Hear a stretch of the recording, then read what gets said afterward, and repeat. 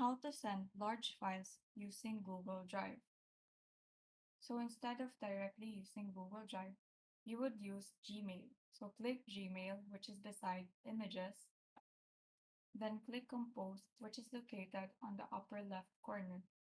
Now in this message box, you would see these icons, and one of which is the Google Drive icon. So click this icon and then go to Upload.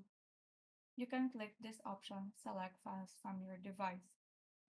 If you're going to upload multiple files, what you can do is to drag your cursor to the files, to highlight, and then click Open.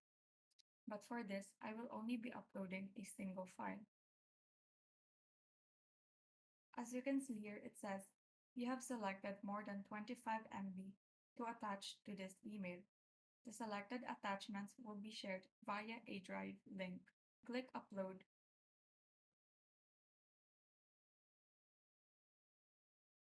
Then input the recipients of this message.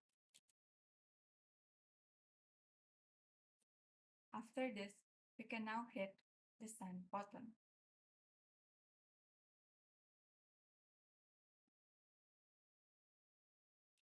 And so that is how you send large files using Google Drive.